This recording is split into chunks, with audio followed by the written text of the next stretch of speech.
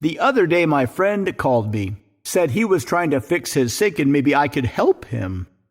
Since I wasn't doing much, I said, sure, I'll come right over. So I went right over.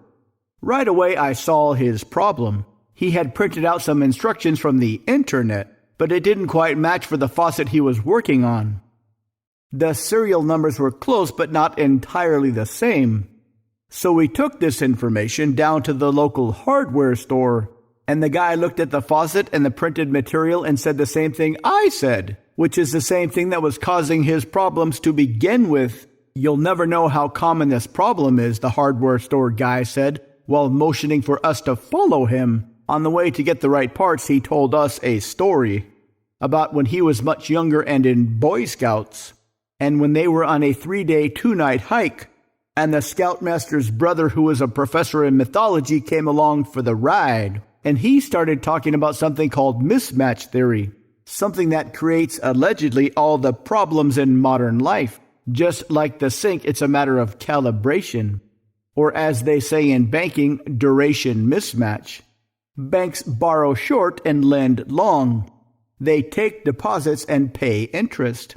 But these are demand deposits, which means they can be withdrawn at any time.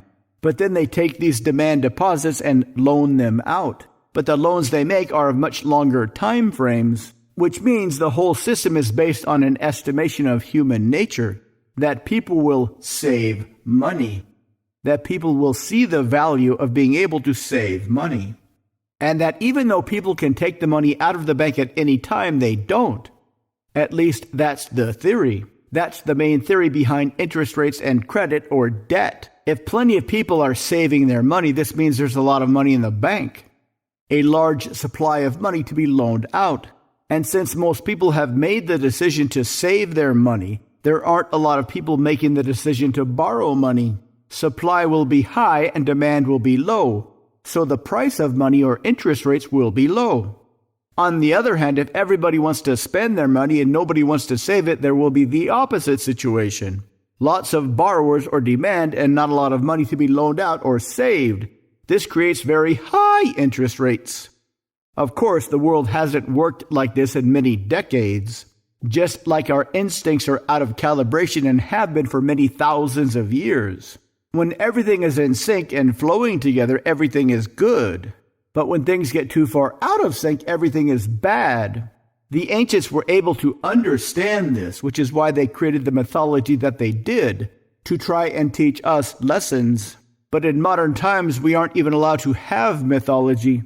We're only supposed to do what we're told. And that means you end up with leaks in the system. Leaks of integrity, leaks of interest rates, and even important ideas leaking out of your brain while you sleep at night. Finally, he showed us how to fix the manufacturer's error in the faucet, which was a bit unconventional, but this did work.